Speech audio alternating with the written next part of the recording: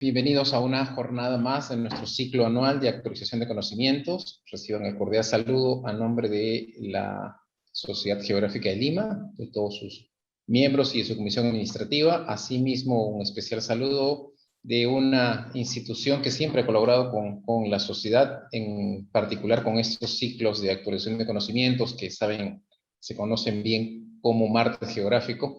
Me refiero al Instituto Cultural Peruano Norteamericano. También a nombre de ellos, a todos nuestros participantes, a los que nos acompañan martes a martes y a aquellos que se conectan por primera vez con nosotros, igualmente bienvenidos.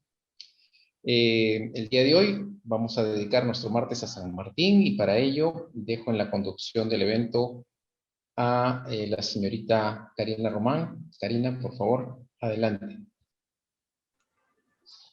Ok. Buenas tardes a todos. Para mí es nuevamente un placer poder en esta ocasión acompañarlos como moderadora en este martes geográfico.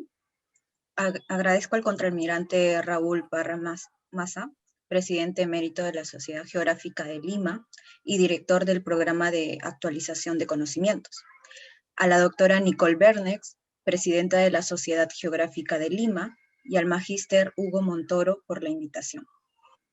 Además, me sumo al agradecimiento al Instituto Cultural Peruano Norteamericano, el IPNA, porque todos los años renueva su confianza en este ciclo de conferencias. Entonces empezaré a presentar el departamento homenajeado el día de hoy, que vendría a ser la región de San Martín. Recordemos que una gran manera de amar a nuestra nación y honrar nuestra diversa identidad en el marco del bicentenario de nuestra república es conocerla. Esa crea que es la motivación que todos los asistentes en este ciclo de conferencias denominado Bicentenario, Memoria, Territorios, Resiliencia y Posibilidades, donde todos nuestros 24 departamentos serán los protagonistas en cada conferencia, así como también cada una de las regiones naturales, la costa, la sierra, la selva y Mar de Grau.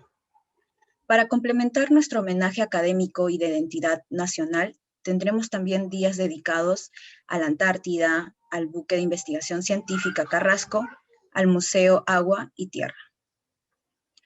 Antes de dar paso a nuestras conferencistas, quería dar algunas indicaciones para poder lograr el mejor desempeño de este presente evento. Por esa razón, les pediré a todos que puedan mantener sus micrófonos y cámaras apagadas para poder así evitar interrupciones durante las intervenciones de los ponentes. Además, si durante las exposiciones surgen algunas dudas y consultas, les agradeceré que las escriban por el chat del Zoom. Las personas que nos están viendo por Facebook Live también pueden preguntar y nosotros estaremos recepcionando sus preguntas. Bueno, sin más, presento a nuestra primera conferencista, que vendría a ser Lorena Cárdenas, licenciada en Geografía y Medio Ambiente por la PUC y magíster en Desarrollo y Gobernanza por la Universidad de Amberes, docente universitaria y funcionaria en un World Program. Además, con experiencia en la coordinación de proyectos de gestión de riesgos de desastres, cambio climático, gobernanza, seguridad alimentaria, cooperación sur-sur e investigación cualitativa. Bueno, le doy pase a Lorena. Muchas gracias, Karina. Y gracias a todos y todas por la invitación y permitirme poder compartir con ustedes este espacio. Voy a compartir mi pantalla entonces.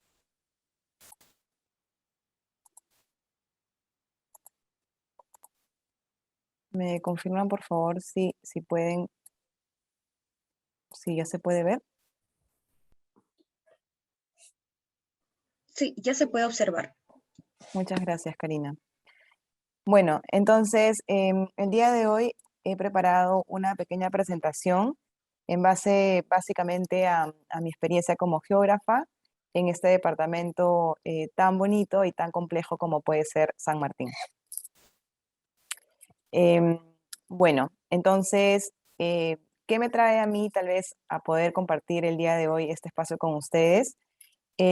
No me considero una experta en San Martín, pero sí una persona que ha tenido un vínculo con este espacio, ese territorio, de manera personal y también académica y profesional en algún momento bueno, de mi vida y mi proceso como profesional. Entonces aquí traté de hacer como un pequeño esquema de básicamente qué es lo que a mí me vincula con San Martín. Bueno, primero comencemos con mi familia. Mis dos apellidos, Cárdenas Maldonado, son de la zona amazónica. Mis tres de mis cuatro abuelos provienen de San Martín, específicamente de Bellavista. Y bueno, y de hecho tengo muchos recuerdos de esa zona desde muy pequeña. Posteriormente, luego la geografía me acercó mucho con este espacio, tanto así que a voluntad propia y de interés muy grande pude hacer mi tesis de licenciatura en Canayo. Es una comunidad nativa ubicada en Chasuta, la cual en verdad pues me generó muchos retos, pero también muchos aprendizajes. Luego tuve la oportunidad de tener mi primer trabajo en CIMA, esta organización que se encarga de la protección de espacios en esa región, en el Parque Nacional Cordillera Azul. Y luego también tuve la oportunidad de ser jefe de prácticas en la PUC, eh, enseñando el curso de Geografía Andina Amazónica justamente con la profesora Nicole Bernex, la cual también contribuyó muchísimo en mi conocimiento y este interés en seguir vinculada al espacio andino amazónico. Luego, ya más próximo a mi vida actual, he tenido la oportunidad en algunos momentos de tener que elaborar proyectos de investigación en esta zona, la cual en verdad pues ha generado en mí mucho vínculo, ¿no? Y ahí puse también una casilla con un signo de interrogación porque estoy segura que en los próximos meses, años, en el futuro, vendrán seguramente oportunidades para seguir contribuyendo con ese espacio geográfico. Bueno, y la foto que ven ahí es parte de mi tesis del baúl de los recuerdos. Bueno, entonces comienzo mi exposición tratando de vincular o espacializar este departamento dentro de la cuenca andina amazónica, ¿no? Dentro de la cuenca amazónica y el espacio andino amazónico, perdón. Entonces, debemos considerarlo como un espacio sumamente heterogéneo. La imagen que ven a la mano izquierda me parece sumamente valiosa y creo que la reciclo en varias de mis exposiciones, porque creo que ver un territorio así de complejo nutre mucho los lentes con los cuales uno puede tomar decisiones en el rol que uno asuma, ¿no? Sea investigador o sea alguien que implementa acciones en la política o en el territorio. Asimismo, considerar los elementos bióticos y abióticos de un territorio es sumamente importante para poder conocer y reconocer su biodiversidad o deficiencias en ello, en el manejo, en la gestión. Luego también las dinámicas particulares de un espacio donde, por ejemplo, la zona amazónica y en especial también San Martín, pues tiene todos estos cuerpos de agua, ¿no? Que en verdad nutren muchísimo al paisaje y a su vez facilitan también las comunicaciones. Y cómo no mencionar a la población, ¿no? Tan diversa dentro de sus territorios y subdivisiones. Entonces, aquí abajo también coloqué un poco las altitudes que hay en este espacio andino amazónico, que es indispensable conocerlo para poder tener mejores herramientas, ¿no? Y poder tomar mejores decisiones. Entonces, teniendo esta lógica de ver los retos de este espacio geográfico, pero también las oportunidades, creo que he tratado de esbozar de manera muy rápida y general algunos retos que considero importantes actualmente en ese departamento, pero no quedarnos solamente en analizar y tratar de saber qué cosa está pasando ahí, sino sacarle el provecho a eso y convertirlo en una oportunidad. Entonces, como acababa de mencionar, podemos considerar a San Martín como un espacio andino-amazónico con una geografía sumamente accidentada, están los pongos, están los diferentes tipos de carretera y condiciones que nos limitan en muchos casos la comunicación con algunos centros poblados o algunos pueblos indígenas. Esto hace que el territorio y el espacio sea sumamente heterogéneo y a veces difícil de gestionar, ¿no? Creo que todos los que alguna vez hemos intervenido o participado en proyectos de la cooperación o en la gestión de estos proyectos, pues coincidimos en que siempre intervenir en la Amazonía es un reto, ¿no? Un reto económico, un reto logístico, un reto de gestión, un reto de coordinación. Por eso creo también que debería ser un espacio mucho más priorizado, ¿no? Porque hay todavía carencia de información necesaria para poder tomar mejores decisiones a las diferentes escalas que uno quiera tomarlas.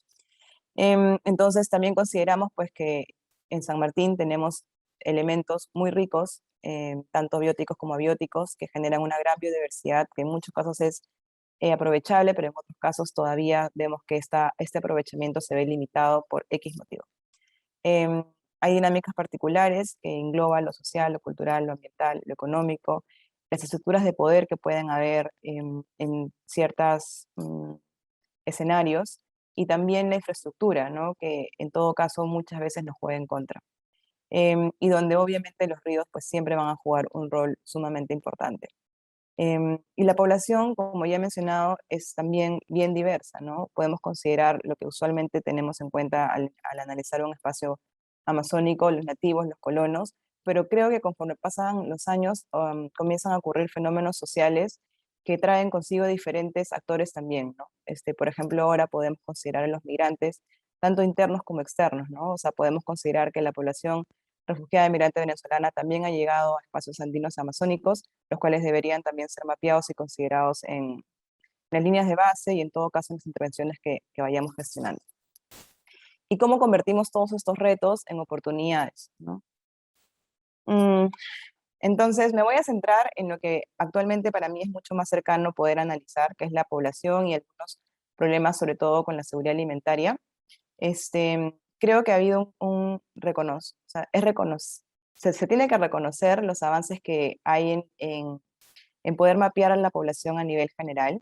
Creo que el gobierno nacional, acompañado de sus instancias e instituciones, han tenido grandes logros en poder tener herramientas que nos ayuden a nosotros, desde el lado que estemos, a tener esta información actualizada. Podemos hoy por hoy contar con geoservidores, con mapas interactivos, con dashboard, etcétera, lo cual hace 5 o 10 años no lo teníamos, menos aún en la zona amazónica.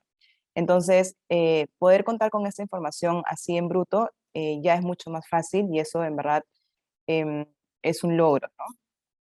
Por ejemplo, en el caso de San Martín, yo lo que uso un montón, bueno, no solamente en San Martín, sino en general, es el visor GeoPerú, que en verdad es sumamente útil, se los recomiendo. Y aquí, por ejemplo, he colocado un mapa que nos puede decir o nos ilustra la cantidad de población que hay a nivel provincial. Entonces, toda esa información georreferenciada, pues ya se cuenta y se puede ver espacialmente, ¿no? Georreferenciadamente. Entonces, sin embargo, la práctica nos ha enseñado, creería, que tener esta información así en la teoría, en los documentos, no es suficiente, ¿no? Y creo que la crisis por la cual estamos pasando a nivel mundial debido a la COVID-19 nos ha dejado grandes aprendizajes en este punto, ¿no? O sea, más allá de saber exactamente qué población hay en tal espacio, siendo distrito, provincia, departamento, todavía nos queda suelto. Entonces es necesario poder definir y afinar mucho más esta información para realmente rescatar las necesidades diferenciadas que hay en estos espacios, ¿no? Por ejemplo, es importante preguntarnos cuánta población hay dispersa, considerando pues que los censos en la Amazonía significan un gran reto, ¿no? Por la dispersidad que hay en las viviendas y en el registro de esta información. ¿En dónde están los más vulnerables? ¿Qué se considera vulnerable en ese sentido? ¿Cuáles son sus necesidades? ¿Cómo los ubicamos? ¿Cómo nos comunicamos con ellos? ¿Cómo accedemos a ellos, ¿no?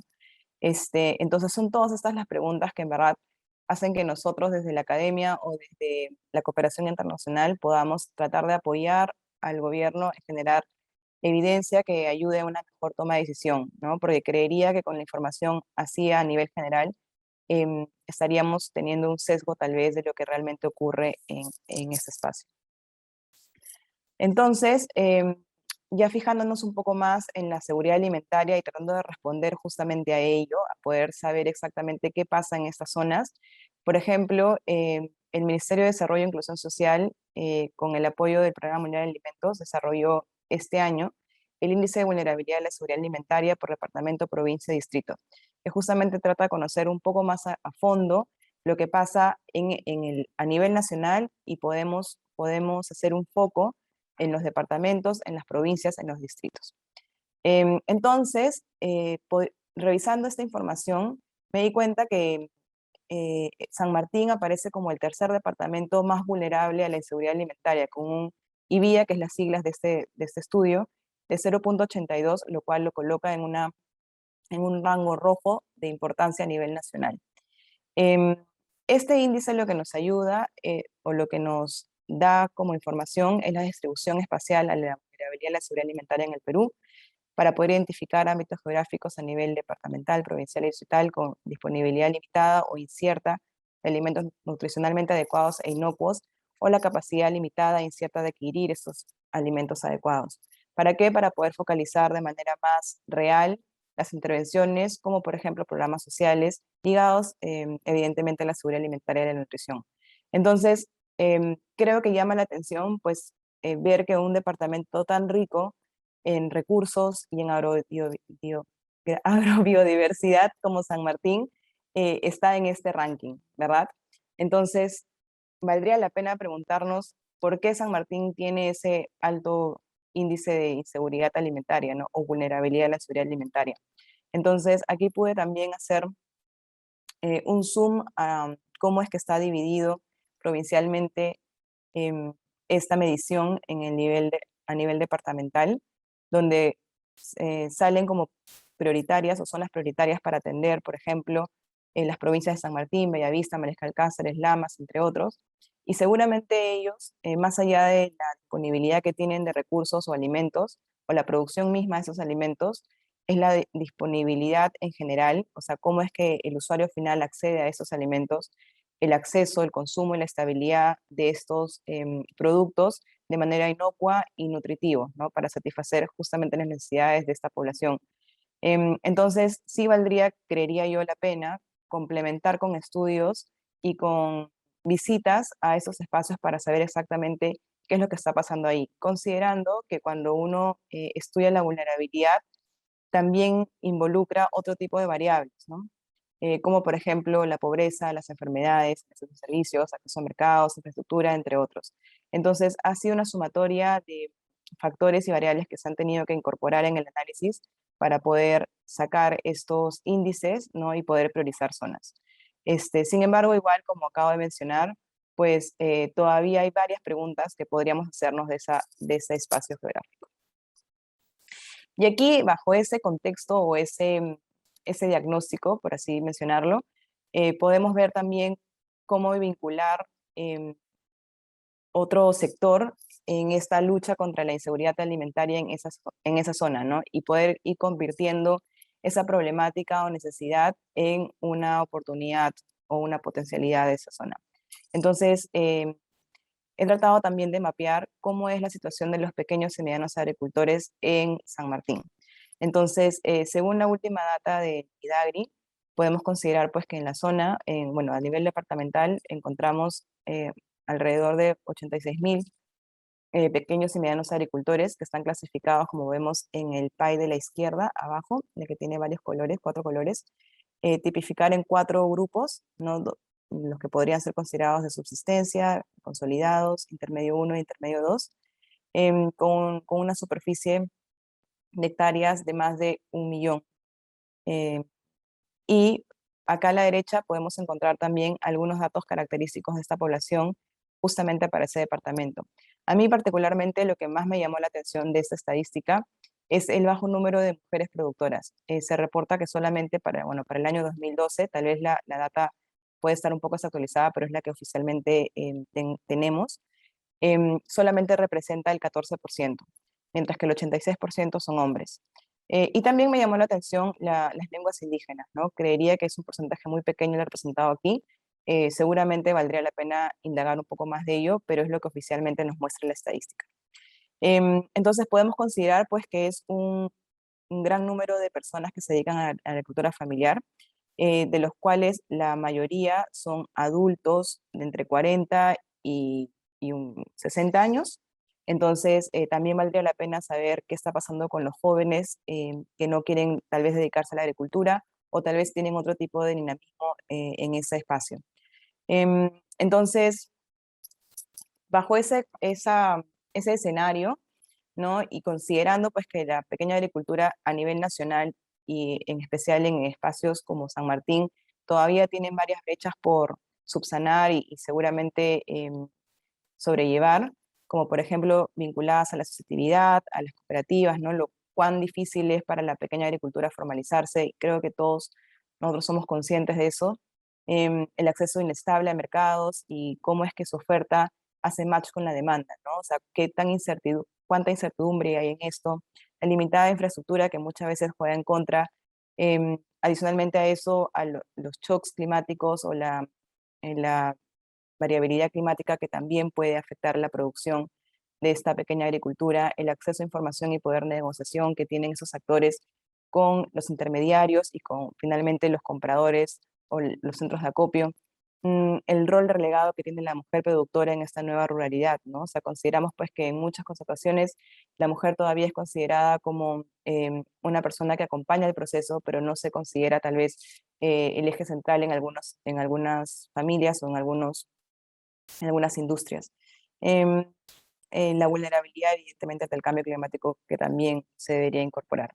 Entonces, todos esos son como les digo, brechas, y cómo es que estos actores pueden sumar y convertir más bien y sumar con su granito de arena a la seguridad alimentaria en esta región. Em, por ejemplo, actualmente también tendríamos que considerar que el escenario político tal vez nos juega un poco a favor de ello. Tenemos la ley de compras públicas de alimentos de la agricultura familiar, que fue aprobada en noviembre del año pasado, y actualmente tenemos también la ley de mejoramiento de sostenibilidad de productores agrícolas en cooperativas, que es una ley reciente, pero que es complementaria y que seguramente nos abre a nosotros, los que vemos esas temáticas, varias oportunidades de poder consolidar esos actores en la agenda pública y finalmente pues escalar, ¿no? Esto a nivel de tomadores de decisión.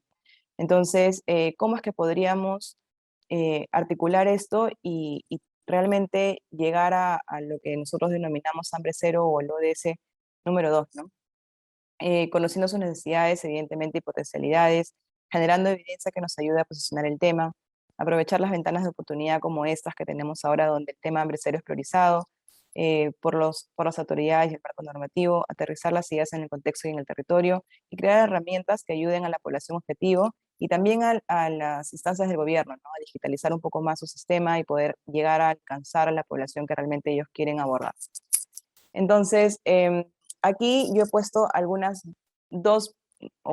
he podido poner dos pequeños ejemplos de cómo es que podemos lograr esto.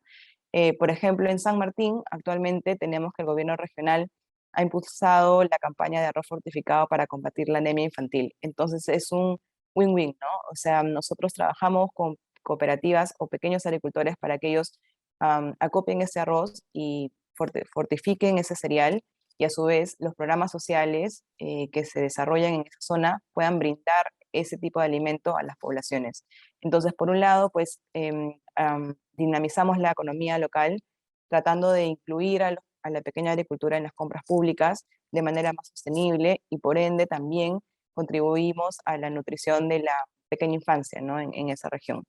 Y por otro lado, también tenemos esta otra herramienta denominada Agrochatea, que se ha hecho con el Midagri, que actualmente, bueno, ellos ya tienen 100% de autonomía en el uso y en el manejo de ello, que también ganó el premio al 2021 de Buenas Prácticas de Gestión Pública, que es un chatbot que nos da la información actualizada de los precios de productos agropecuarios en los mercados mayoristas. Entonces, es una plataforma que nos da la información de manera rápida, sin ningún tipo de registro, de manera gratuita y a tiempo real sobre la información a nivel nacional, de manera que, por un lado, los productores mismos pueden consultar los precios que se manejan de la producción que ellos tengan en los mercados más cercanos a su región o en otras regiones también. Por ejemplo, en el caso de San Martín, se proyecta la información del mercado municipal número 2. Entonces, es una manera también de innovar, tener herramientas de fácil uso, y contribuimos también con la digitalización de los sectores finalmente, ¿no? Para que mejoremos el acceso a información y la toma de decisiones. Bueno, y ya casi para cerrar, me puse a pensar, ya que estamos en la sociedad geográfica y que vamos a estar conversando posiblemente entre varios geógrafos, cómo podemos contribuir nosotros en todas estas dinámicas, ¿no? Y en todas estas temáticas, y en esta visión de identificar retos, pero convertirlos también en potencialidades y finalmente en la práctica implementar ello. Creo que es muy valorable el enfoque que nosotros tenemos desde nuestra formación, este enfoque sistémico, holístico, multidisciplinario, tan importante para abordar la complejidad de territorios como los que tenemos en la Amazonía, en este caso como el que podríamos tener en San Martín, en sus diferentes distritos, provincias, centros poblados, comunidades, etcétera, ¿no? También la capacidad de entender un espacio en su conjunto, identificar sus elementos, las dinámicas, relaciones, porque siempre es un reto, ¿no? Siempre es un reto tener un grupo target y en ese sentido también tratar de caracterizarlo, conocerlo para luego escalar a otras esferas, ¿no? Em, la capacidad de entender el medio físico, social, cultural, económico, esta facilidad de tener el trabajo de campo con el trabajo de gabinete. Creo que el tener los visores es una gran ayuda, invaluable en verdad, pero también es, no es igualable el contacto que uno puede generar en campo, ¿no? O sea, poder recoger realmente las percepciones, el conocimiento local, poder saber exactamente lo que sucede en esos espacios, porque tú lo estás viendo, lo estás observando, ¿no? Bueno, y en línea con lo que acabo de mencionar, este afán e interés de valorar los conocimientos locales, las percepciones de la población, pues justamente en muchos casos son ellos que manejan su territorio, conocen su territorio, y son los que serán afectados en el corto, mediano, largo plazo, o más bien beneficiados también en estos rangos temporales. Y bueno, creo que he sido un poco rápida, pero básicamente es lo que he podido preparar para el día de hoy y los escucho y podemos seguramente abrir un espacio de diálogo y discusión sobre lo presentado y lo que luego mis colegas también van a presentar. Muchas gracias. Muchas gracias, Lorena. De verdad, tu ponencia ha sido muy grata. De verdad, en lo personal sí, ha sido muy grata. Y algo que he podido rescatar ha sido de que sí, tienes toda la razón cuando dices que la toma de decisiones en el ámbito político va a influenciar demasiado, ¿no? También quería comentarles de una manera más sencilla que a base de su experiencia, Lorena nos ha comentado un poco cómo ella identificó los retos, ¿no? Los retos para San Martín y así poder convertirlos en oportunidades, ¿no? No solamente quedarnos en identificar los retos, sino estos convertirlos y ver su potencial para San Martín, ¿no? Entonces, y algo último también que rescato es el aplicativo AgroChat, Chatea, que sí, hoy en día, con esto de la coyuntura, bueno, para sacar lo bueno, es que nos ha vuelto personas un poco más innovadoras, nos ha sacado ese lado positivo, ¿no? Y eso es muy importante, ¿no? Bueno, sin más, vamos a continuar. Creo que para recalcarles que si tienen algunas preguntas, dudas, consultas, las pueden hacer en el chat y hacia qué ponente va dirigido y al finalizar toda la conferencia se van a responder, ¿sí? Vamos a continuar con la siguiente ponente, que es la doctora Lucía Ruiz. Es abogada por la PUC, además con estudios concluidos de maestría en Administración de Negocios, maestría en Desarrollo Sostenible y maestría en Investigación Jurídica, así como estudios complementarios.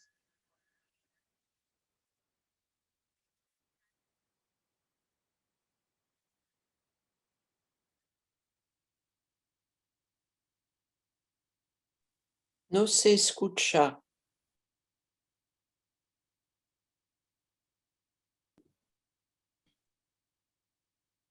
No, no se te escucha, Hilda, pero debe ser por algún tema del perdón, de la máquina, quizás.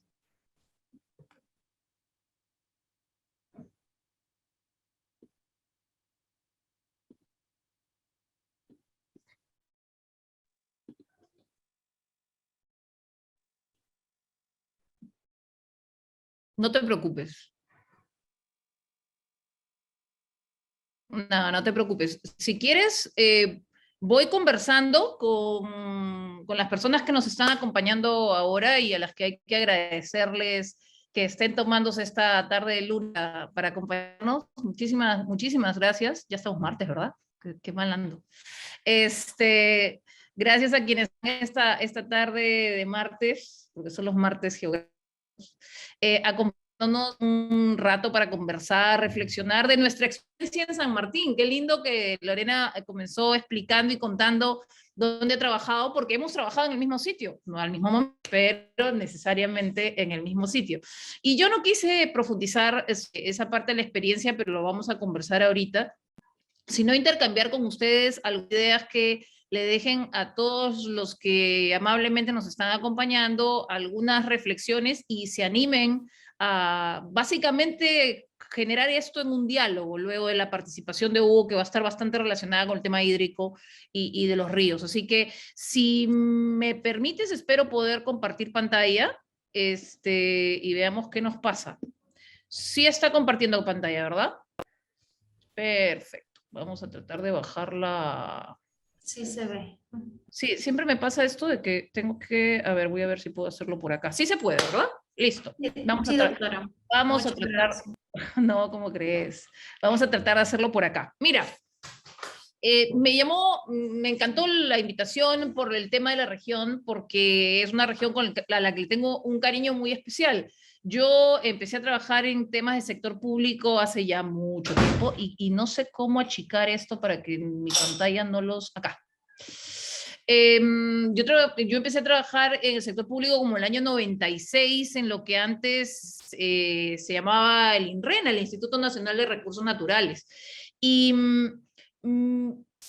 normalmente la mirada de la Dirección de Aguas, que era en la que yo trabajaba en este instituto, era una mirada muy de costa, muy agrícola. Hoy tenemos otra ley, en ese momento había una norma que era muy agrícola, muy de costa. Y como yo era la funcionaria nueva y me mandaron a un sitio que fuera fácil. Y los sitios fáciles normalmente eran los de Amazonía. ¿Por qué? Porque no había agricultura. Esa era la sensación, ¿verdad? Cosa extraña, porque como la mirada era muy sesgada, quizás por eso se pensaba que el tema hídrico, imaginen, el tema hídrico en la Amazonía, no tenía mucho que ver con la entonces Dirección General de Aguas y Suelos. Por lo tanto, esta dirección, que hoy equivale a lo que es la ANA, me envió a San Martín a ver las irrigaciones de la zona, las juntas de usuarios de la zona, y aprender de un mundo que luego me terminó amarrado. El sector público, yo he podido tener interacciones con San Martín y su fabulosa biodiversidad desde el punto de vista de la gestión de los recursos hídricos, desde el punto de vista de la gestión de los bosques, desde el punto de vista de las áreas naturales protegidas, vamos a ver esos temas dentro de un ratito, y desde el Ministerio del Ambiente con una mirada de servicios ecosistémicos, y luego desde la SUNAS con una mirada desde los servicios ecosistémicos, sí, pero para brindar servicios de agua potable. Entonces, quiero comenzar, y lo va a decir mi siguiente filmina, que entendamos que cuando nos acercamos a un territorio nos acercamos con una mirada multidimensional. Ya hablando del sector privado, al igual que ha ocurrido con Lorena, yo trabajé 8 años en el Centro de Conservación, Investigación y Manejo de Áreas Naturales, CIMA, Cordillera Azul, precisamente administrando un contrato de administración de un parque nacional que tiene 1.3 millones de hectáreas, pero que además tiene una gestión compartida de la zona de amortiguamiento, una presencia en la zona de amortiguamiento, que es ese espacio donde acaba de explicarnos Lorena de su experiencia personal, hay una dinámica, unos flujos, una migración, una multiculturalidad que es realmente fascinante. Así que en esos 3.6 millones de hectáreas que tiene el parque, su zona de amortiguamiento y que comparten 4 regiones, pasé 8 años de mi vida trabajando el tema.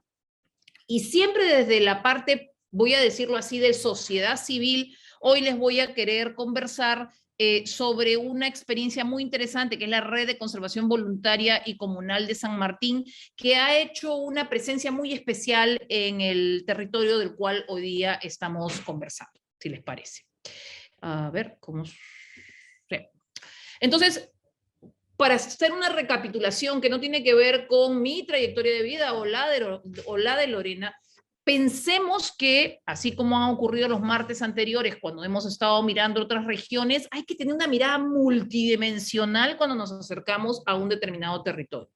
Y acá hay componentes políticos, sociales, económicos, ambientales, ecosistémicos, en los cuales tenemos que pensar cuando pensamos en algo. Y Lorena lo ha hecho en su presentación cuando habla de cómo una mirada desde lo político, desde lo normativo, desde lo legal, puede generar un cambio positivo o negativo, cómo las intervenciones que tienen que ser multisectoriales y las decisiones de política pública que estén alineadas con estas intervenciones pueden incentivar o desincentivar una acción. Hacia el final de su presentación ella nos hablaba algo muy importante en el tema de seguridad alimentaria, y es el tema de cómo una zona con tanta riqueza en bioagricultura, puede sin embargo tener índices tan altos de, por ejemplo, desnutrición, etcétera. Y es que hay actividades que lamentablemente desincentivan los valores culturales en las comunidades y hacen que prefieran productos que son producidos, industriales, versus a los productos que tienen al alcance de la mano y que son naturales. Yo no he profundizado en ese tema en esta presentación, pero ustedes sabrán que de San Martín salen muchas iniciativas. Yo quise ahora mencionar dos de ellas, pero salen muchísimas iniciativas y una de ellas está relacionada con la valorización del bosque en pie y los productos que pueden salir de este bosque en pie. Y una tercera idea que quiero quedar con ustedes en esta gestión de territorios no solamente es esta mirada multidimensional, entender estas intervenciones multisectoriales que pueden generar incentivos o desincentivos, sino que tenemos que pensar con miradas, tenemos que tener claridad de si estamos pensando con una mirada de corto, de mediano o de largo plazo, porque las decisiones que tomemos hoy pueden tener impactos positivos o negativos hacia más adelante, y voy a mostrárselos ahora porque San Martín fue durante un periodo muy, muy grande una región que tenía la tasa más alta de deforestación en nuestro país, y de un momento a otro, aún cuando era una tasa alta, simplemente esta se frenó por decisiones que se tomaron en el camino y que vamos a ver si podemos conversar en un momento. No sé por qué a mí me sale esto de la reunión, se está transmitiendo en vivo y quizás le estoy tapando el mapa a alguno de ustedes, pero bueno. Lo que ustedes están viendo, espero, en estos momentos, aunque lamentablemente con mucha interferencia, es un mapa de las zonas de vida de la región. Ustedes ven aquí la inmensa cantidad de bosque y páramo que tiene la región. Más adelante vamos a ver que estamos hablando de en materia de conservación, de más de un 64% de la región que tiene un potencial fuerte de conservación. Y sin embargo, estamos hablando de una región que a partir de este siglo tuvo una significativo y galopante avance hacia la deforestación, hacia la pérdida de su cobertura boscosa. Este mapa, perdón, ¿dónde estamos? Acá. Este mapa que simplemente ustedes podrían encontrar en el sistema de información del Ministerio de Agricultura, que nos muestra bosques húmedos, premontanos, tropicales, montanos, etcétera. La verdad es que estaba siendo intervenido, y lo que ustedes están viendo en el mapa de la derecha, que es la pérdida de cobertura de lo que fue el final del siglo anterior a los primeros 5 años, realmente se vuelve un detonante cuando hablamos de los 5 años siguientes que vamos a ver dentro de un momento. En esta pérdida de cobertura que ustedes están viendo aproximadamente entre el 2001 y el 2005, sin embargo, la región empezó a tener algunas preocupaciones y las puso sobre la mesa. La primera es el caso emblemático de prestación de servicios ecosistémicos hídricos en la EPS de Moyobamba, cosa que fue inédito para la fecha en que se realizó. Estamos hablando de esa primera de ese primer quinquenio del presente siglo, en el que se identificó que esta deforestación de la que estábamos conversando hace un momento empezaba a tener impactos significativos respecto del agua que requería la ciudad de Moyobamba. Y por lo tanto se gestó el primer mecanismo de retribución de servicios ecosistémicos del país, aun cuando la norma se dio 10 años después. El caso de la empresa de Moyobamba y la ciudad de Moyobamba es el que se toma como referencia para efecto de identificar que cuando nosotros somos usuarios de un recurso hídrico en nuestras casas abriendo un caño, tenemos que ser conscientes de dónde viene ese recurso. Ellos fueron los primeros que identificaron que si seguía deforestándose por migración, por malas prácticas, las zonas altas de la cabecera de aquellos lugares de donde venía el agua para Moyobamba, entonces estaban ellos destinados a que la ciudad se quedara seca. Por lo tanto, se gestó lo que posteriormente sería el mecanismo de retribución económica por servicios ecosistémicos que todos conocemos hoy y que, por supuesto, no habla solo de servicios ecosistémicos hídricos, habla de servicios ecosistémicos diversos, pero que se generó en esta región, una región que precisamente ante la alta deforestación empezó a tomar acciones de alguna manera para no verse necesariamente impactada. Qué pena que les estoy tapando el mapa, pero bueno, seguiré.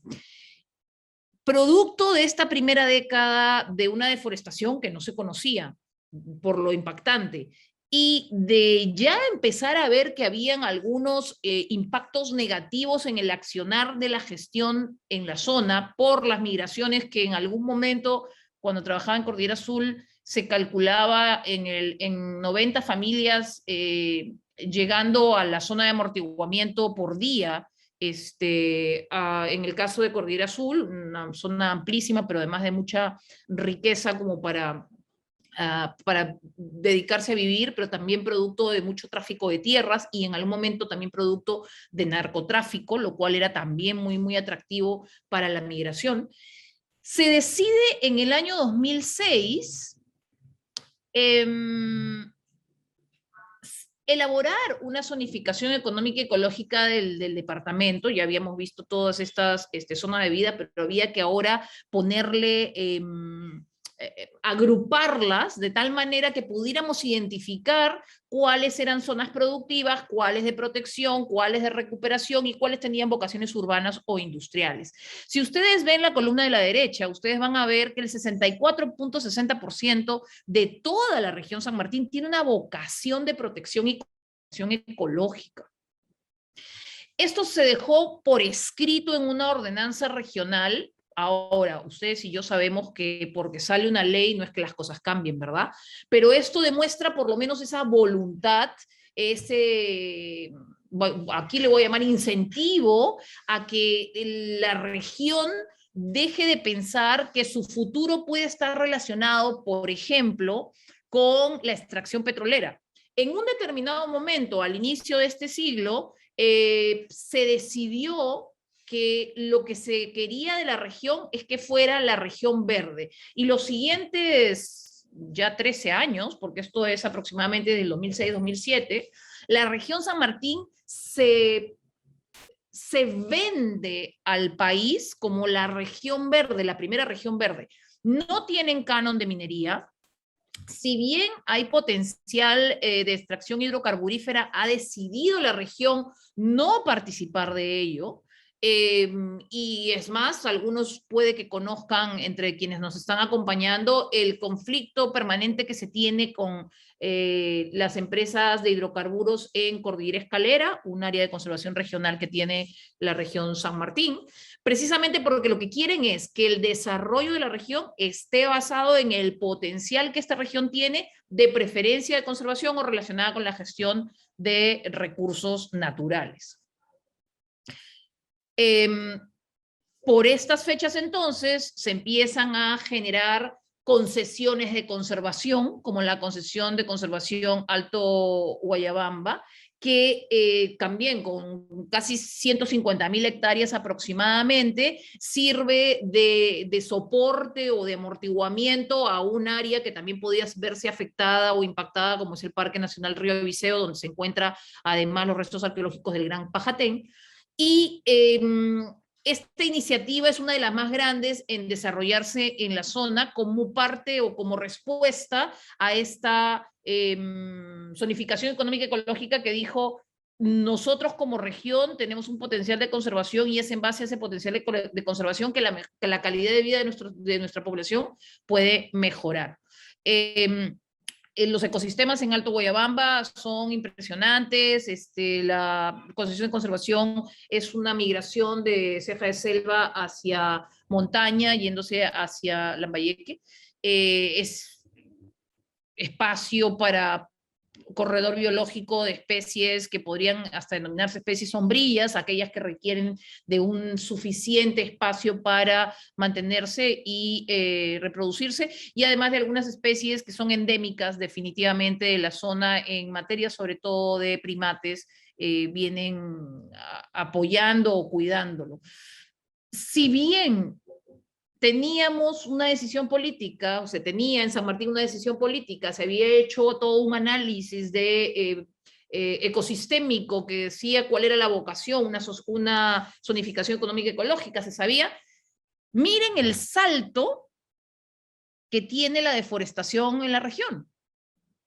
Lo que se había generado en el primer quinquenio se duplica prácticamente, explota en el segundo quinquenio, y no es diferente en el tercer quinquenio de este siglo. O sea, del 2011 del 2001 al 2015 hay un impacto negativo en la región a pesar de la voluntad que se tenía, la toma de conciencia de que se estaba impactando servicios ecosistémicos que eran importantes para la población. La norma que establecía una zonificación económica ecológica que exigía que ésta se aprobara. La decisión de establecer, habían áreas naturales protegidas de carácter nacional como Cordillera Azul, pero la decisión de establecer incluso concesiones de conservación más que concesiones forestales. Es decir, mucho de lo que estaba ocurriendo en lo normativo, en lo político y en parte en lo social, estaba pidiendo que la región fuera esa región verde que se quería y que se frenaran algunas iniciativas realmente negativas de deforestación, y al deforestar, de degradar, y al degradar, de impactar negativamente en la calidad de vida de las personas. Sin embargo, una norma no es la que hace el cambio lo hace la gente. Definitivamente eso es algo que tenemos que considerar y que entender. Recién 10 años después, esa experiencia de protección de zonas productoras de agua que se dio en Moyobamba se convirtió en una norma que protege no un tipo de servicio ecosistémico, sino un conglomerado de servicios ecosistémicos, y que toma como ejemplo a lo que ocurre en Moyobamba. De esta manera se profundiza la necesidad de cuidar y proteger la región, una región que con este tipo de cuidado lo que puede hacer es ayudar a la regulación hídrica, ayudar al control de erosiones de suelos en una de las regiones más deforestadas del país. ¿Esto ha continuado? Sí. Lamentablemente la deforestación, no solo en San Martín, sino a nivel nacional, ha continuado, pero el ritmo definitivamente es otro. Por eso es que ponemos abajo los colores que muestran la diferencia entre los cambios de cobertura anualmente, para que vean dónde ha habido un avance más agresivo y dónde la cosa ha existido, pero se está frenando. ¿Y por qué se está frenando? Se está frenando porque las herramientas de conservación que se tienen, pero sobre todo la toma de conciencia de la sociedad, permite que se vea como una alternativa las diferentes herramientas de conservación que se tienen, y San Martín quiere ser un ejemplo importante de ello, porque tiene áreas naturales protegidas de carácter nacional, como el Parque Nacional Cordillera Azul o el Río Viseo, tiene áreas de conservación regional emblemáticas, como puede ser Cordillera Escalera, definitivamente, esta que está acá arriba, por si acaso. Tiene áreas de conservación privada de las que voy a hablar ahora, que es toda esta red impresionante de pequeños lugares que se han identificado como valiosos en biodiversidad y en servicios ecosistémicos. Tiene concesiones de conservación inmensas como las mencionadas en Alto Guayabamba, e incluso las concesiones forestales otorgadas podrían significar una oportunidad de manejo sostenible del territorio versus una agresiva campaña de deforestación en el mismo. Un ejemplo es el de la concesión de conservación de Choaculo. Miren ustedes cómo Choacuyo tiene este poder de defensa ante el avance de una potencial deforestación en la zona, viendo cómo lo rosado es la pérdida de cobertura y cómo la concesión ha permitido amortiguar de alguna manera el avance de esta deforestación. Es lo que pasaba también con Cordillera Azul y su zona de amortiguamiento ante el avance de la deforestación producto de la migración, una alta migración. Por si acaso se ve a Cordillera Azul cortado, porque estas son las zonas que están en el ámbito de San Martín, estas son las zonas que están en el ámbito de Loreto, la parte de abajo está en Ucayali y esta está en Huánuco.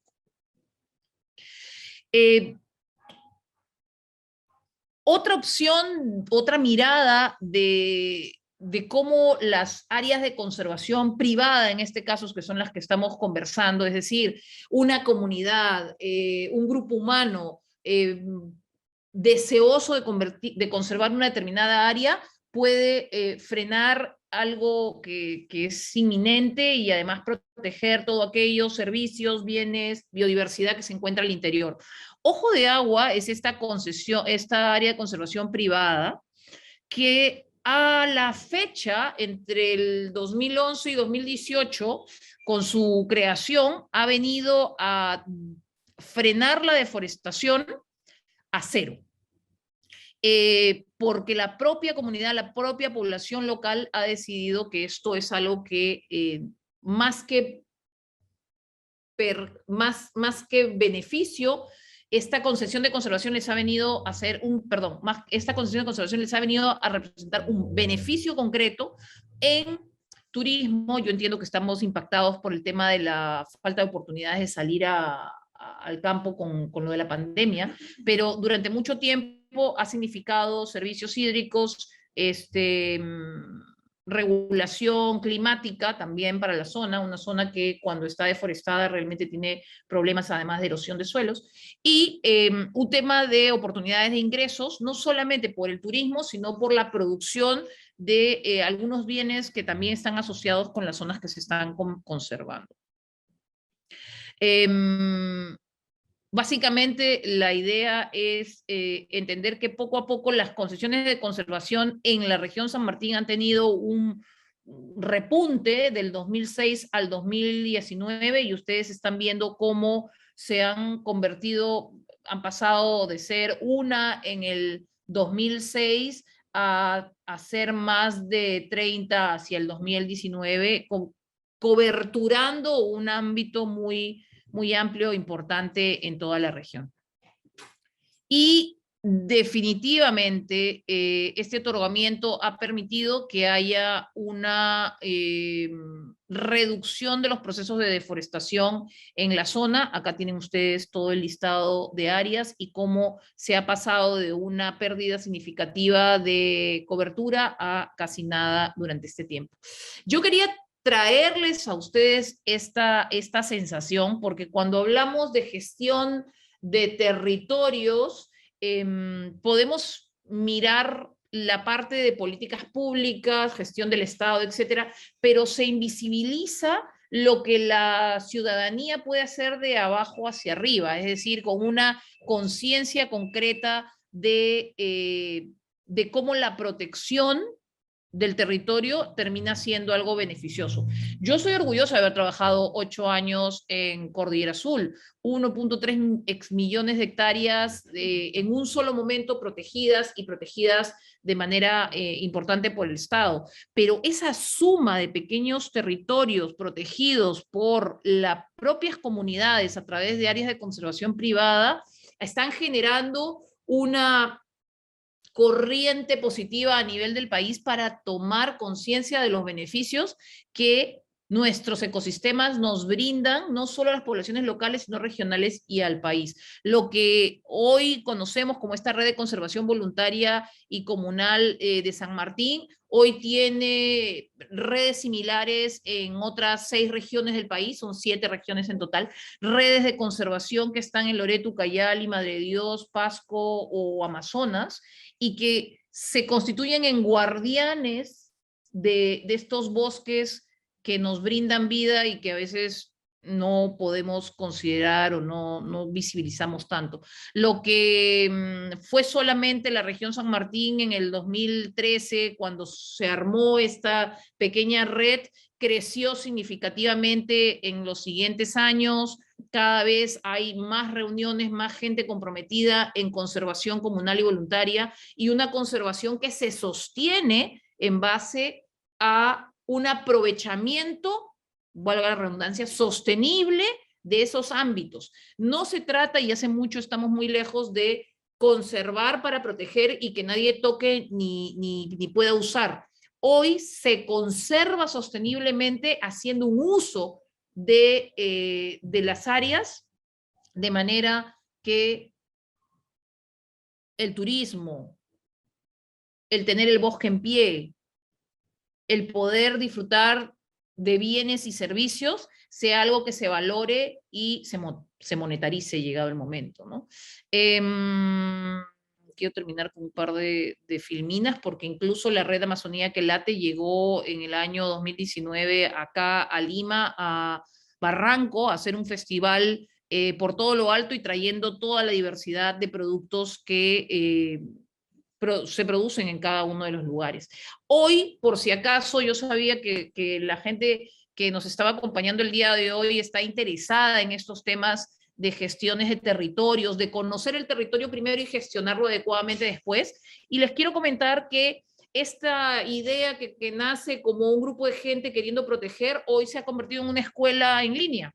Ustedes a través de amazoniaquelate.com pueden llevar cursos gratis o pagados, dependiendo de lo que deseen, sobre el bosque, sus riquezas, sus oportunidades, y la belleza que esto significa, así como adquirir servicios llegado el momento, si es que alguno de ustedes quiere incorporarse o personarse a alguna de las regiones que están involucradas.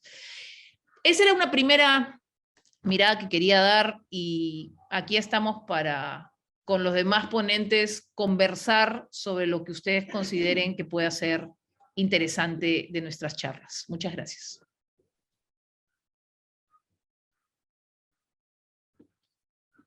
¿Me parece o no se te escucha? Creo.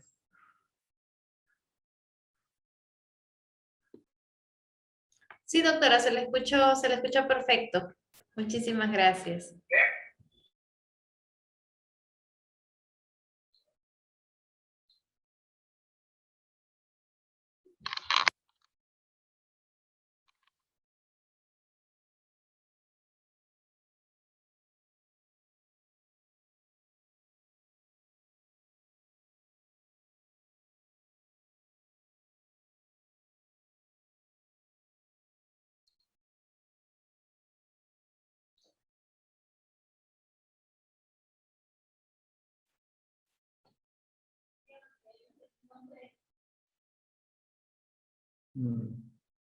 Me parece que tenemos algunos problemas con el audio y la conexión de Karina.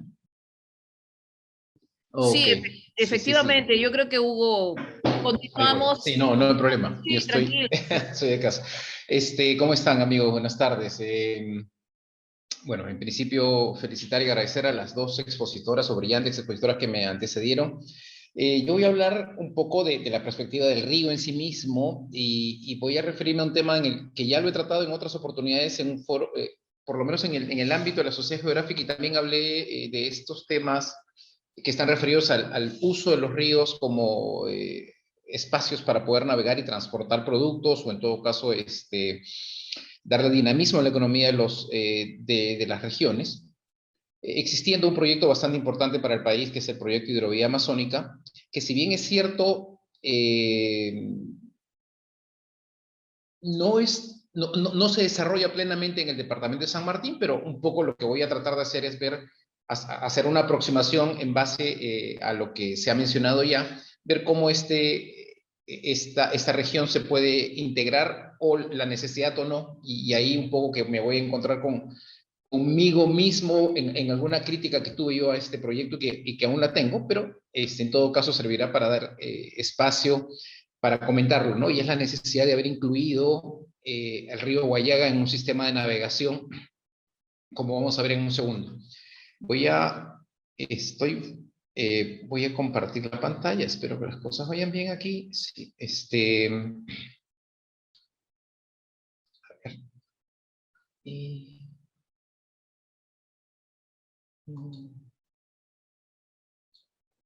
Ok. Entiendo que se debe ver ya mi pantalla. Muy bien, entonces, perdón, pero estoy fuera. Bueno, igual, aprovecho esta diapositiva, la que está puesta ahí, es parte del tramo de lo que se espera el corredor interoceánico IRSA Norte. Si alguien me ayuda, se ve mi pantalla, ¿verdad? Sí se ve, pero Ok. creo que falta ponerlo como en modo presentación. Sí, Modo presentación. Ok, sí, ok. porque se ve como cuando tú miras la Cuando yo la siguiente veo. filmina. Ujú. Exacto. Perfecto. Entonces, denme un segundito. Pasa que estaba haciendo algunos experimentos aquí. Entonces, esta no me debe pasar por allá. Un segundito.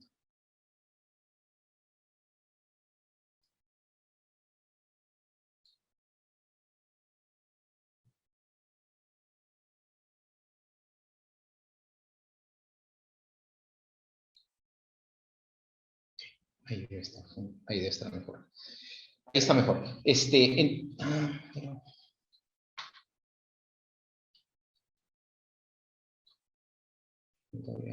Vayamos desde acá. Mejor para entrar. Ok, voy a partir acá.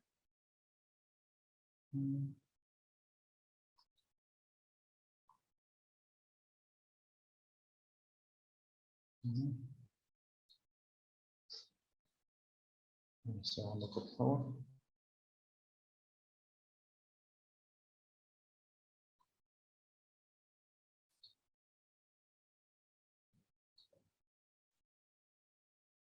Ahora sí. Entonces, le mencionaba que esta diapositiva la he mencionado antes, que es una mirada diferente del territorio, es decir, el territorio nacional, si bien es cierto, eso es una representación, no exactamente un mapa, pero esta representación nos ayuda a ver el territorio peruano de una manera diferente, ¿no? Esto que se ve por acá son los Andes, que son los que reciben el agua de lluvia, y el agua de lluvia se va acumulando en las cuencas y finalmente dan el paso a los ríos que discurren por el territorio nacional, que de acuerdo por donde vayan discurriendo van teniendo diferentes características. Como voy a hablar del tema de navegación, voy a buscar llegar a la parte más baja, la parte más plana de este gráfico, donde hay una mayor concentración de agua, por tanto, se puede tener barcos más grandes para que se pueda ejercer la navegación. Sin embargo, en el caso específico del departamento de San Martín, si bien es cierto, un río súper importante para esta región es el río Guayaga, no tiene las características requeridas para poder hacer una navegación de, digamos, mediano porte, y se utiliza a partir de Yurimau, perdón, de Tingo María, más o menos una navegación menor, digamos, con balsas y canoas. El territorio tiene una pendiente muy alta, por lo tanto el río corre rápido y se estrecha, entonces hay mucha agua pasando por espacios muy estrechos, con poca profundidad, y eso no permite una navegación adecuada, ¿no? Recién el río Guayaga se plantea para esa navegación de mediano porte, aún con algunas dificultades que vamos a ver en un segundo, desde Yurimaguas, que ya estaría un poco más allá, ya saliendo del departamento de San Martín propiamente dicho. Entonces, he mencionado también esto, que algunas características de los ríos amazónicos es que, como he dicho, traen bastante agua, y estas curvas están presentes en todo momento en los ríos amazónicos, ¿no? Estos meandros o estas curvas, que voy a mencionar en un momento. Es importante conocerlas para poder tomar decisiones adecuadas en lo que respecta a administración de territorio y en el uso de estos espacios para determinadas actividades, en este caso concreto el tema de la navegación. Entonces, tenemos que los ríos amazónicos principalmente están, digamos, en una pendiente media o una pendiente baja, donde se concentra el agua y se puede llevar a cabo la navegación. Existen los ríos que es característicos de los Andes, que tienen una pendiente mucho más empinada y ahí definitivamente no se puede ejercer la navegación. Sin embargo, esta velocidad permite extraer o tomar parte del material del que están constituidos los Andes y luego transportarlos. Es el río va cargando este material y lo va distribuyendo en la selva alta y principalmente en la selva baja, donde la fuerza del río, o mejor dicho, la velocidad del río baja porque la pendiente se hace más suave y entonces los sedimentos que vienen cargados se empiezan a depositar y a meter en el bosque y se genera toda esta interacción y se crea todos estos espacios de vida de los que perfectamente han sido presentados por las anteriores expositoras, ¿no? Entonces, yo quería resaltar esa interconexión que permiten los ríos entre los Andes y la selva, es decir, el material que está ahora en la Amazonía viene de los Andes y ha sido transportado por el agua que es conducida por los ríos. Entonces los ríos ya, conforme el terreno se va haciendo más plano, van teniendo estas características, es decir, van teniendo muchas curvas. Sin embargo, estas curvas van migrando constantemente. No quiero entrar en mucho detalle en este momento. Sin embargo, tenemos que, desde una mirada un poco más grande, podríamos decir que el río tiene un dominio mucho más grande. Si yo me paro y lo veo desde una fotografía aérea o una imagen satelital, seguramente podría ver el tramo azul. Sin embargo, ese tramo azul ha estado un poco más hacia un lado, un poco más hacia acá, y en algunos casos varios kilómetros. Estos colores verdes más claros pueden ser en algunos casos varios kilómetros, y en este momento puede ser que se vean como unas huellas, puede ser que no se vean, y ahora se ve o debería verse como una cobertura boscosa, ¿no? Entonces, cuando hablamos de río, bosque y la Amazonía, terminamos hablando de espacios que no siempre son muy fáciles de delimitar, pero porque existe esta interacción. El río, cuando ha viajado por acá, ha dejado nutrientes y ahora se ha desarrollado bosque y espacios de vida muy particulares, ¿no? Los que estudiamos el tema de los ríos, tratamos de entenderlos y ponemos algo de matemáticas en estas cosas y nos imaginamos por un momento que cuando vemos una imagen satelital o una imagen aérea, los ríos podrían representar algunas funciones matemáticas y buscamos buscar formas o funciones que se le asemejen para poder establecer algunos patrones y decir, ¿por qué ¿por qué en este lugar es más sinuoso? ¿Por qué tengo más curvas acá? ¿Por qué acá tengo menos curvas? ¿Por qué tengo tal y cual característica? Y buscamos poner algunas matemáticas en la forma de clasificar los ríos por la interacción que hay con ellos, ¿no?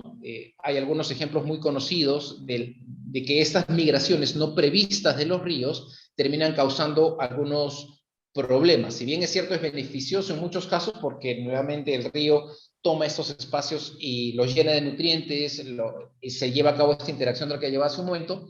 Pero, por ejemplo, cuando se encuentra con una ciudad que ya se desarrolló toda una interacción, como en algún momento, por ejemplo, fue la ciudad de Pucallpa, que se desarrolló a orillas del río, en uno de estos procesos de migración el río se alejó y la ciudad de Pucallpa quedó desconectada con el río. Ha pasado más o menos con Iquitos lo mismo, el río ha migrado y grandes ciudades quedan por momentos desconectadas del río. Es cierto que en algunos casos el río se acerca, se vuelve a reconectar, pero repito, buscamos entender a través y acudimos a la matemática para que nos ayude a desarrollar algún criterio que nos permita predecir estas situaciones y obviamente tomar las decisiones adecuadas en su momento, ¿no? Estas son algunas imágenes mías cuando estaba hace algunos años tomando algunas muestras de sedimentos. Es importante poder medir el tamaño de los sedimentos y la cantidad para poder cuantificar y poder establecer pues, cuáles son los patrones de migración en diferentes lugares, ¿no? Esto lo que busca es decir, no solamente tengo que conocer sedimentos, tengo que conocer la cantidad de sedimentos, la concentración, cuánto están en el fondo, cuánto están en suspensión, de qué características son las curvas, y en un momento les voy a enseñar un aplicativo interesante que reúne esta información, cómo es que se presentan estas curvas, cuáles son las características de los bancos, etcétera, ¿no?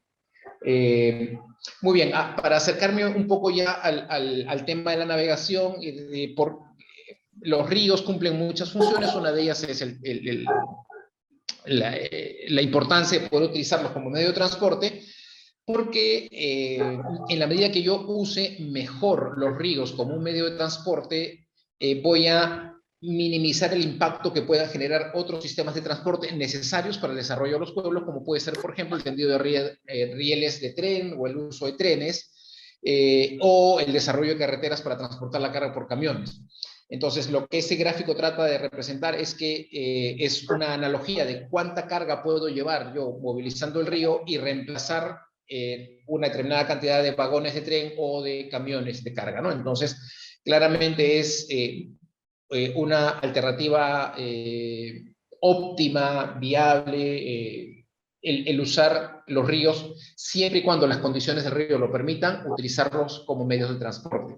Aquí un poco la controversia y los temas de conversación vienen entre cuando nos encontramos con un río que no tiene esta vocación, que no tiene esta capacidad para poder transportar o para poder usarlo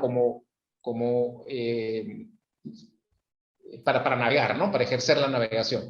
Esta es una imagen, bueno, desarrollada por la Universidad de UTEC, donde trabajé hasta hace unos años.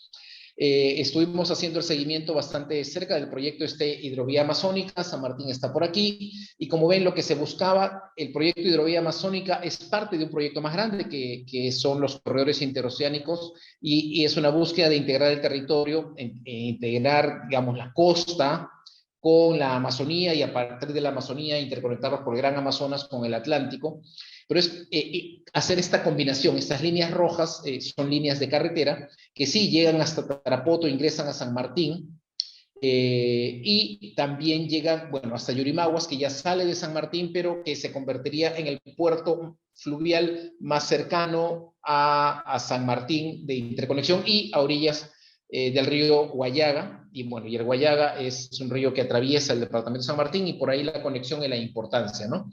Entonces, yo al principio les decía que tenía algunas dudas respecto al empleo del río Guayaga, porque si uno ve las características del río Guayaga y las compara con el Ucayali, el Marañón y obviamente el Amazonas, podría considerarse que el Guayaga es un río menor, es más pequeño, se ha despegado muy cerquita de Yurimaguas de los Andes.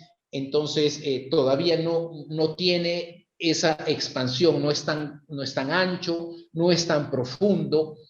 Si lo comparo con el Ucayali, con el Marañón y con el Amazonas, repito, comparado con esos ríos, a pesar que el Guayaga es un río importante, termina siendo en dimensiones menor. ¿Por qué digo que tengo mis dudas y algunas observaciones respecto a haber incluido el Guayaga en este proyecto? Porque el ser un río menor hace que se presente una serie de malos pasos o de bancos de arena, que es parte de la característica del río. Sin embargo, un banco de arena es un problema para navegar, porque no deja pasar a las embarcaciones, ¿no? Lo que significa que de todo este proyecto, para que funcione, incluyendo al puerto de Yurimaguas, se requiere que en el tramo desde Yurimaguas hasta la desembocadura en el Marañón se lleven a cabo se lleven a cabo muchas operaciones de dragado. Es cierto que se llevan operaciones de dragado, es decir, remoción de estos bancos de arena.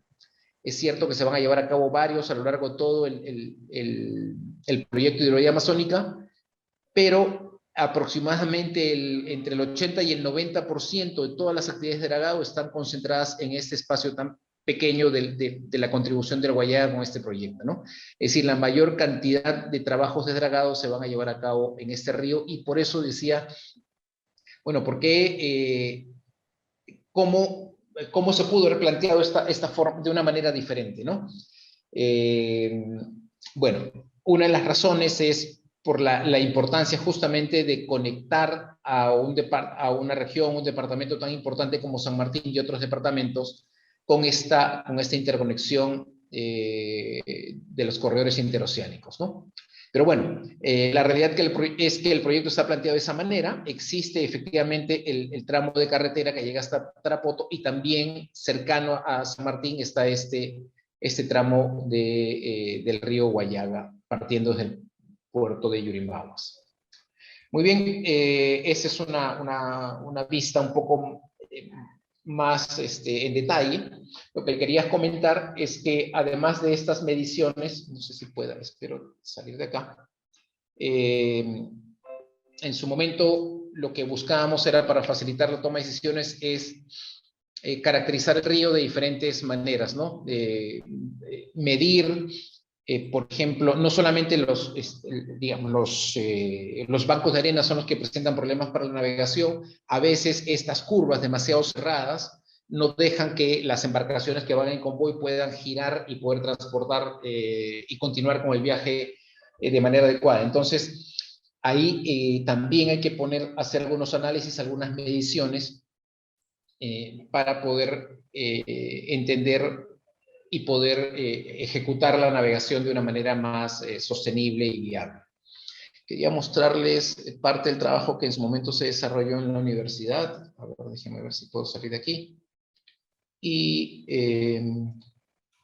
yo creo que está acá. Solamente... A ver. Un poco mostrarles que existe y lo que se trabajó en su momento.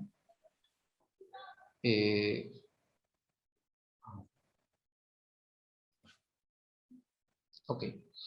Esto también es una página desarrollada por UTEC. Como les dije, trabajé en este proyecto por algún tiempo, en el que nos concentramos en hacer mediciones en los ríos que estaban relacionados con el proyecto. Si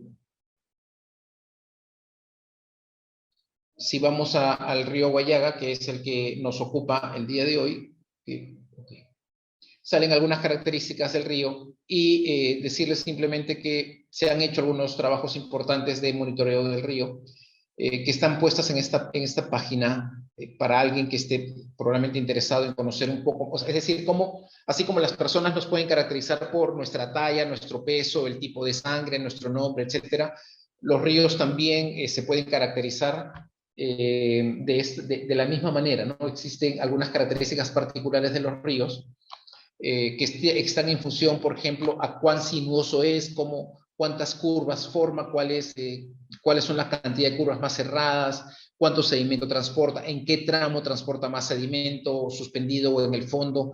Y bueno, de ahí ya el análisis un poco más grueso, es decir, dónde se presentan estos malos pasos. Yo, para terminar, solamente les diría, invitarlos a que visiten esta página si están interesados y pueden, por ejemplo, analizar y ver donde el río presenta una mayor sinuosidad. Hay unas escalas que van a poder mostrar dónde el río es más sinuoso o menos sinuoso, además de otras características como puede ser la profundidad o el ancho, por ejemplo, el ancho del río, que también está mostrado por aquí, ¿no? Bueno, entonces, estos son el tipo de elementos que se analizan para poder decidir si el río es útil o no, o en qué temporada, sobre todo, que es de repente un mensaje importante a comentar, que el río es sumamente dinámico, que si los que hemos tenido la oportunidad de vivir en la Amazonía sabemos que todo está gobernado por las temporadas. En la época de lluvia se pueden hacer algunas cosas, cuando no llueve se pueden hacer otras, cuando el río está alto se pueden hacer algunas cosas, como por ejemplo navegar y llevar toda la carga que sea necesaria, porque ahí el mal paso no va a ser, o los bancos de arena no van a ser un problema. Pero también existen momentos en los que el río está bajo y es un momento en el que no se pueden hacer algunas cosas. Así como existen momentos para sembrar, para cosechar, etcétera, también hay momentos, mejores momentos para interactuar con el río, afectando lo menos posible, ¿no? Pero bueno, por ahí mis comentarios, y seguramente podemos tomar o tenemos espacio para algunas preguntas. Voy a dejar de compartir la pantalla. Un segundito.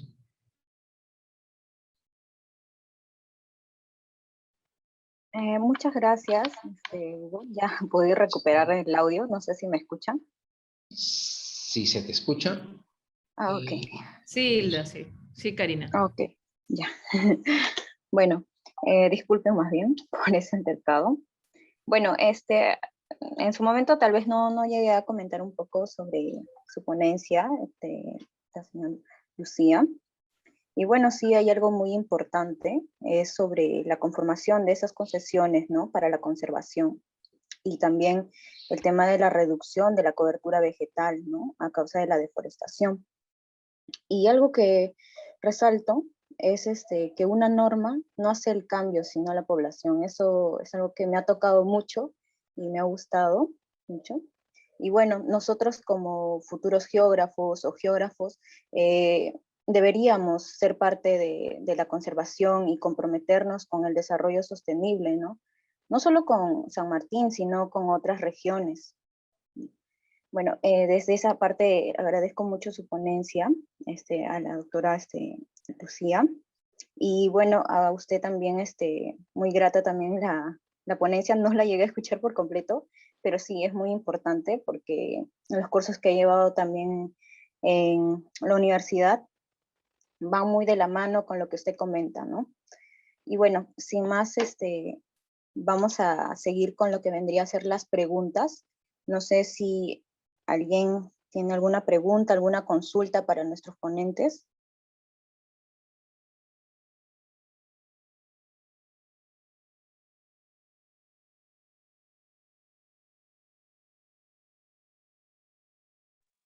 Creo que podrían alzar normal su micro y poder realizar la pregunta o alzar la manito quienes quisieran participar en su Las preguntas se consulta. realizan por el chat, Hilda, disculpa.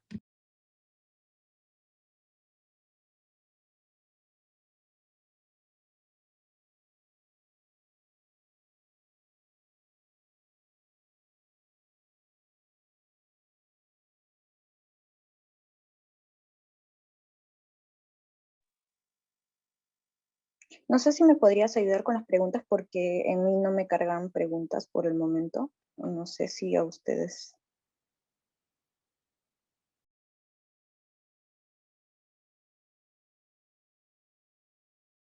No en el chat, por lo menos. Más que preguntas, han habido reacciones a las presentaciones, fundamentalmente.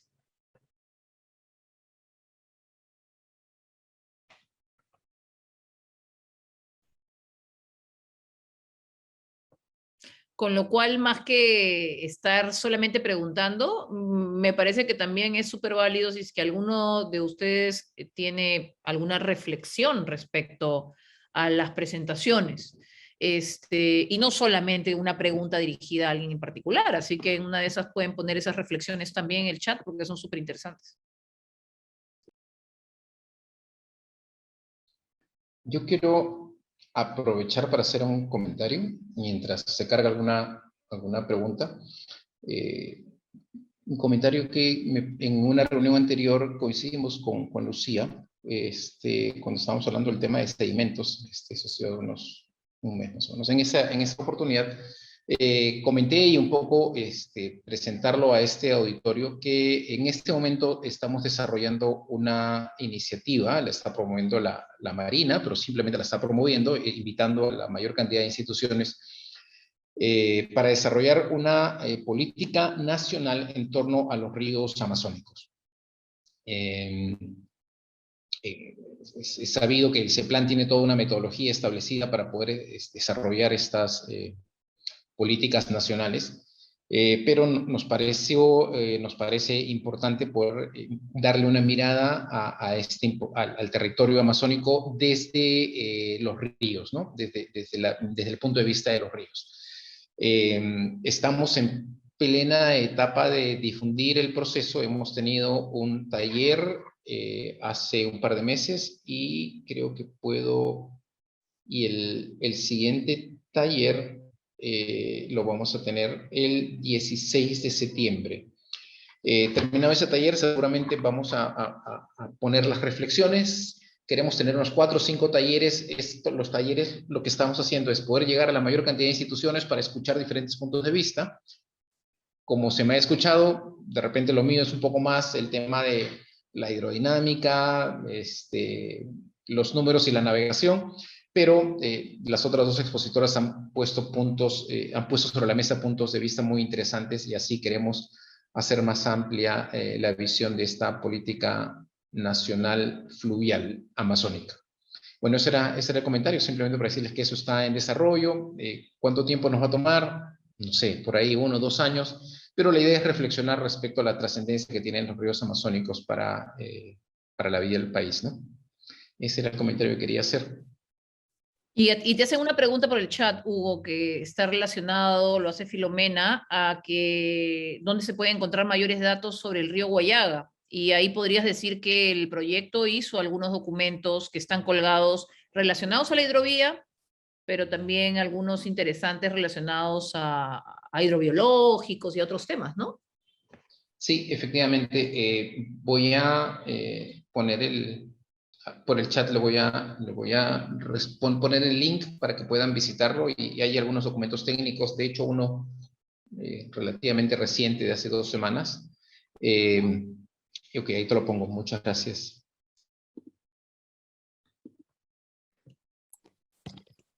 Hugo, y tal vez en esa misma línea, toda tu exposición me hizo acordar mucho a mi tesis de licenciatura, porque bueno, la hice en migración lateral de un pequeño sector del río Guayaga al frente de Canayo, esta comunidad nativa, en la zona de amortiguamiento del Parque Nacional Cordillera Azul. Todo está así como alineado.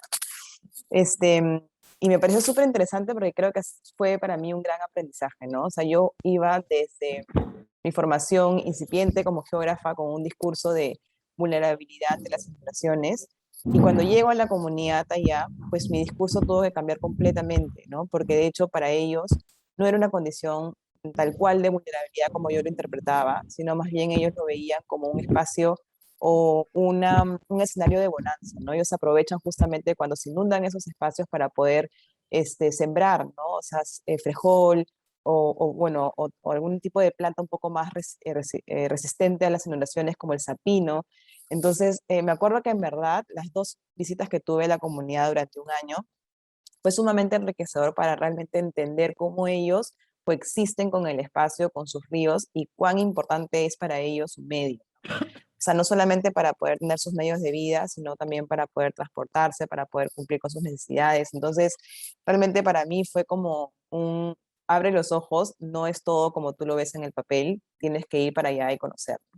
Entonces, me pareció genial también todo cómo se va complementando lo técnico con lo más, no sé, valioso del conocimiento local, ¿no? De la población.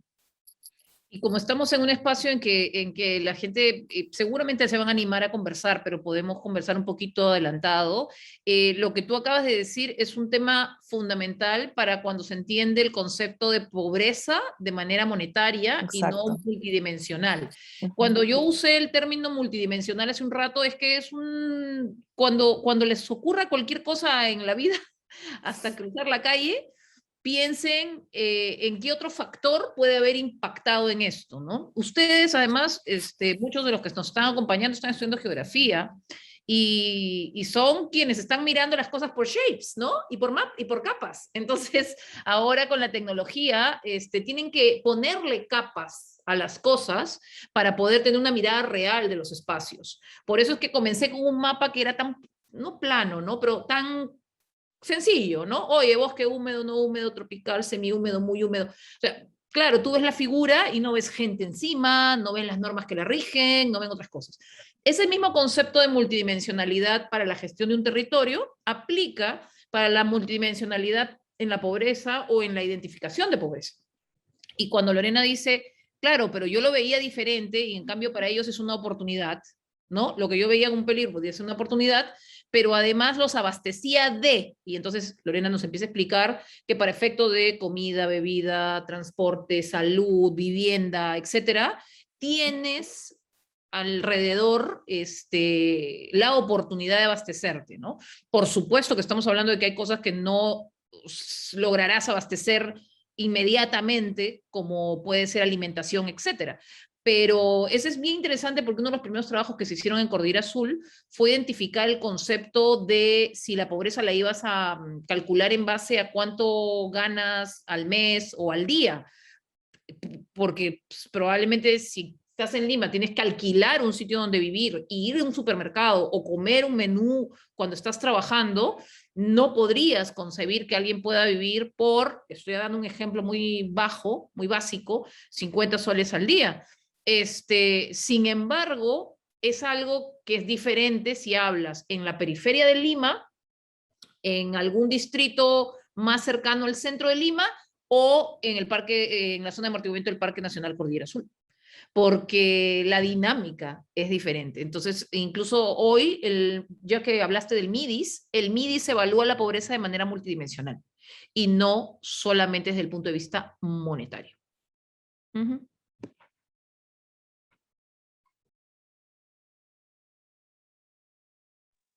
Tenemos una pregunta desde el Facebook. Dice, ¿cómo ha afectado la represa Chacya al río Guayagán?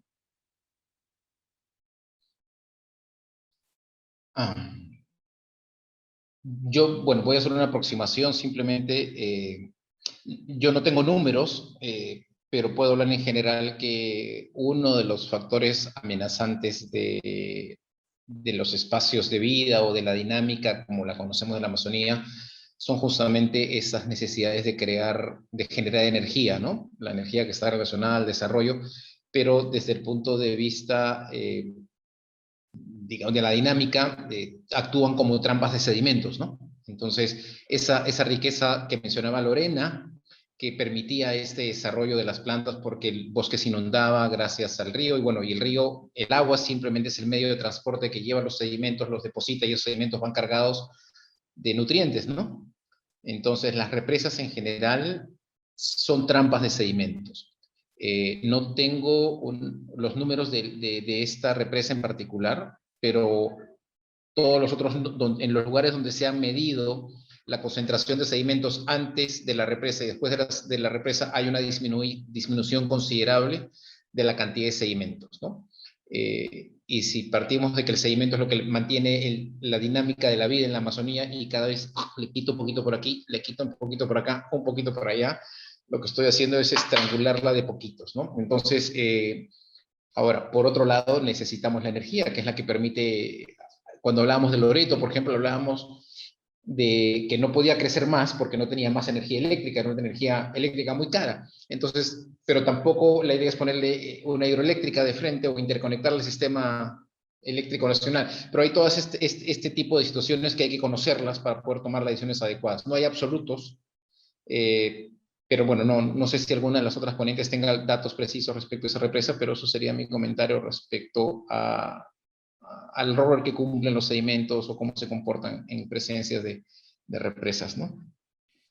El comentario que yo iba a hacer, y por eso levanté la mano cuando te escuché, y cuando escuché la pregunta, es porque tú has estado hablando aparte que es la sedimentos y el impacto que puede tener en el freno de nutrientes, pero también, bueno, y en la propia sedimentación que puede achicar la vida útil de la represa, ¿verdad? O sea, aparte de eso, ¿no? Nos ocurre mucho para las represas que van hacia la costa. Pero sin conocer el caso estricto de Chacya, recordemos cuando pensemos en una hidroeléctrica que no solamente estás hablando de sedimentos, sino que estás hablando de probablemente corte para desove, puedes estar hablando de un impacto en la hidrobiología, y por lo tanto, saltamos donde Lorena, seguridad alimentaria, puedes estar con una represa cortando seguridad alimentaria para las poblaciones de la zona. Entonces, no pensemos solamente en disminución del recurso, etcétera, y no pensemos que por ser hidroeléctrica y tratarse de energía renovable, y no energía no renovable, como puede ser el combustible, está bien. En Europa están de retroceso las hidroeléctricas. ¿Por qué? Porque no solamente es energía renovable, sino energía renovable no convencional. Tenemos que transitar sobre todo en los espacios en que esto se permita a un tipo de energía que sea renovable no convencional. Entonces, cuando pone Hugo el estupendo ejemplo de Iquitos, normalmente ustedes van a escuchar si es que si es que lo recuerdan, al Congreso de la República y los congresistas amazónicos en la gestión anterior, si no me equivoco, antes de que se disolviera el Congreso, diciendo que necesitaban llevar adelante todo el tema de la transmisión eléctrica desde, no es Moyobamba, pero hacia Iquitos. Y ahí tú dices, pucha, van a meter cable para pasar por áreas protegidas, por medio de la selva, cuando lo que te puedes buscar como alternativa es energía solar. Y ahora incluso, así como hay energía mareomotor, también hay energía por el movimiento de los ríos.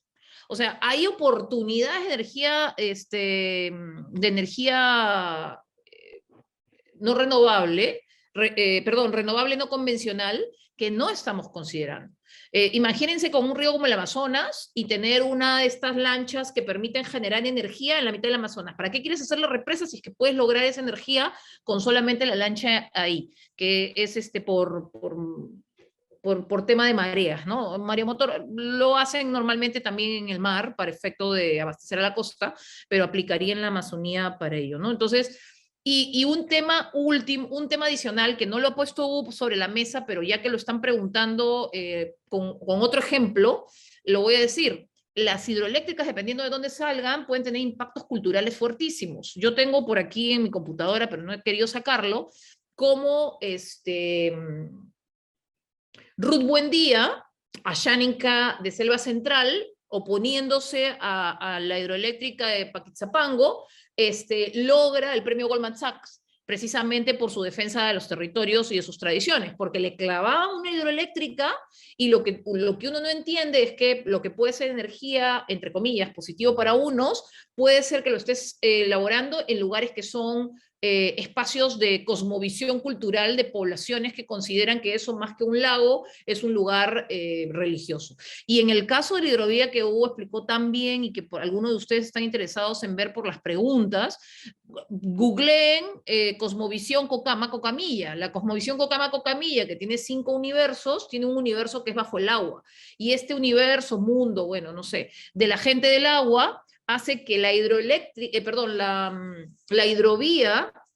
que puede tener impactos de sedimentos, que puede tener impacto en nutrientes, que puede tener impacto en zonas de desove, etcétera, tiene además un fuerte impacto cultural en el momento de la drenada. Entonces, nuevamente con una mirada multidimensional, ojo con esto, porque pareciera que solamente estamos hablando de una dimensión, agua, qué pasa con el volumen, o sedimentos, mira cuál es el impacto, pero entonces empiezas a jalar, ¿no? Sedimentos, nutrientes, impactos negativos hacia abajo, para todo, incluso agricultura, pero desove, pero temas culturales, y entonces una sola infraestructura termina teniendo muchas oportunidades o retos, usando los términos de Lorena, oportunidades o retos, pero los tienes que mirar en conjunto. Llegado el momento tendrás que hacer un balance. Lo que no puedes hacer es ignorarlo. Eso es lo que no puedes hacer. No puedes ignorar que existen todas estas dimensiones. Que luego hagamos un balance y tengamos que tomar una decisión respecto de una de estas para buscar el trade-off es otra cosa, pero hay que considerarlas. Gracias, Hugo, por tan buena puesta de tema sobre la mesa. No, y solamente decir, ¿y cuán difícil resulta ponerle precio económico a lo que mencionó, al desove, a este impacto cultural? Qué difícil cuando lo tienes que comparar lo tienes que poner en una matriz y decir, este es el beneficio económico que va a producir la energía. O sea, ¿cómo la comparo con estos temas culturales y biológicos, ¿no? Ahí creo que radica también una dificultad importante, ¿no?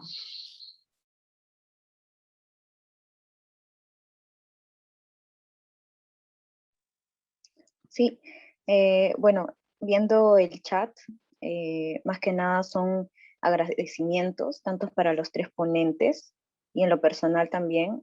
Me ha sido muy grato poder ser partícipe de este evento. Y bueno, creo, no sé si alguien más quisiera comentar algo, sino ya para ir cerrando. De parte de los ponentes, eso sería todo, ¿sí? Agradecerles a ustedes por el tiempo que han invertido en acompañarnos el día de hoy. Muchísimas gracias a esas 18 personas que nos han estado acompañando el día de hoy de manera sistemática en estas 2 horas y además nos hemos ido un poquito más allá, bastante más allá, pero muchísimas gracias por continuar aquí. Gracias. Sí, gracias, de verdad. Muchas gracias a los participantes, como los ponentes. Y no se olviden, ya como para cerrar, no se olviden que, como siempre, los martes geográficos, ya vamos a estar comunicando mediante las redes cuál será la siguiente región y qué ponentes vamos a tener, ¿no? Bueno, más que nada, ahora cerrar, agradecerles y que tengan muy buenas noches. Gracias, Lorena. Gracias, Lucía. Un gusto Gracias, compartir en con verdad. ustedes. Un abrazo. Sí, A ustedes por la lo he, invitación, gracias. lo he disfrutado un Nos vemos. montón. Un abrazo. Éxito los próximos martes. Listo. Chao. Chao, chao.